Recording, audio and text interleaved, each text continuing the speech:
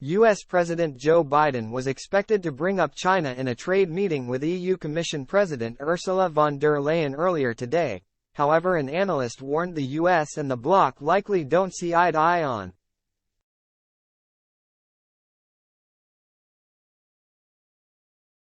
the European Union doesn't have the same China threat mentality as the United States, according to one analyst.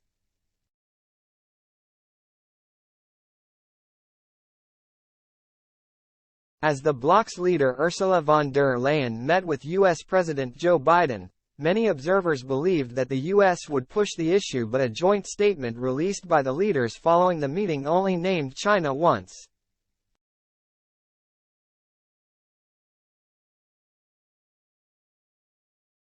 Rhetoric between the U.S. and China has heated up in recent months amid calls by Xi Jinping to modernize the PLA into a world-class fighting force.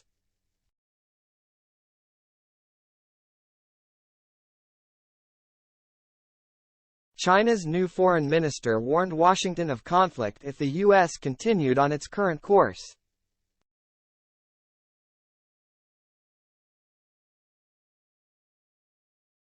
Top U.S. officials, for their part, have warned of the threat posed by Beijing, and both major political parties in the U.S. have adopted largely hawkish views on China.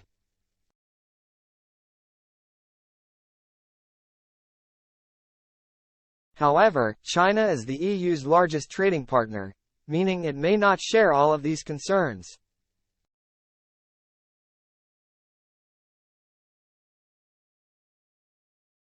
The U.S. has a particular worldview here, when it looks towards the Asia-Pacific region generally, whether it's looking at security or economic matters, bearing in mind that the U.S. is part of the Asia-Pacific triangle, if you like, rather than an outlier. Dr. Colin Alexander, an expert on Chinese politics at Nottingham Trent University, told Express.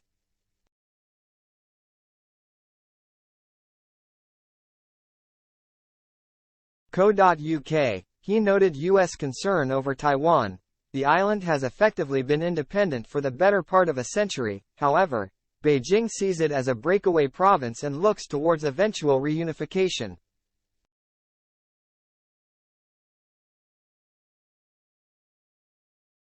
He added that there was a certain animosity that existed in U.S.-China relations which wasn't as prevalent in the EU's dealings with China.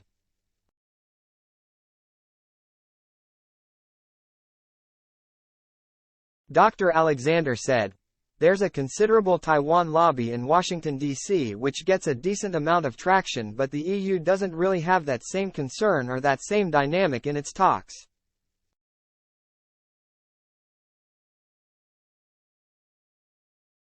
I think the perspective from the U.S. is more of the under the China threat theory concept, whereas I don't think that notion has such a primacy within EU thinking.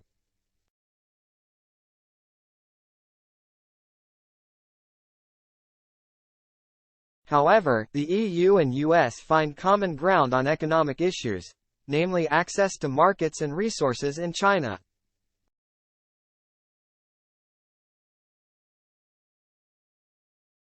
There are considerable overlapping interests here, whether they be ideological around neoliberal interests like free trade, access to markets, access to energy resources, particularly coal supply from China, Professor Alexander added.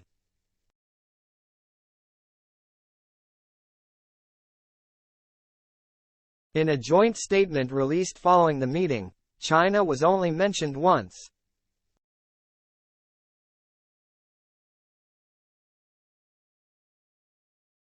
The leaders agreed that the EU and US would facilitate information sharing on non-market policies and practices of third parties, such as those employed by the People's Republic of China, PRC, which would serve as the basis for joint or parallel action on these issues.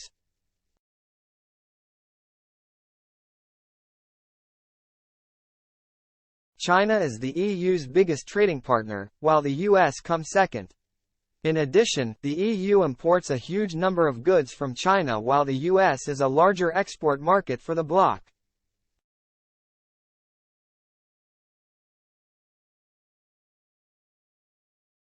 Still, Russian aggression in Ukraine has revitalized Western security relationships, namely NATO, which most EU countries are a part of.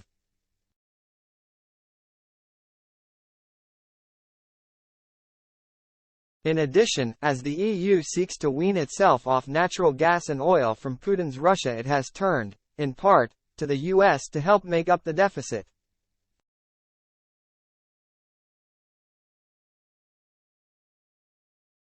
Indeed, the US, helped us enormously when we wanted to get rid of the Russian fossil fuel dependency. You helped us tremendously by delivering more liquid natural gas.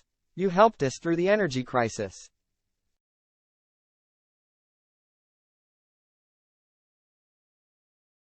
We are partners jointly supporting together Ukraine that fights for freedom and independence, von der Leyen told reporters ahead of her meeting with the U.S. president today.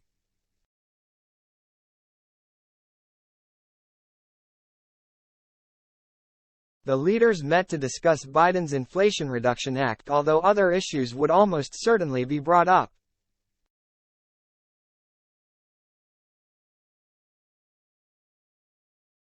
The act aims to curb inflation in the U.S. by lowering the deficit, reducing the prices of prescription drugs and investing into U.S. energy production with a focus on green energy.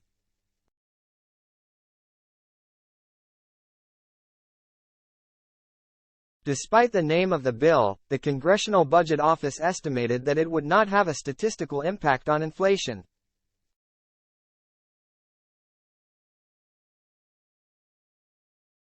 The EU has taken issue with the legislation, with 27 European finance ministers citing concerns.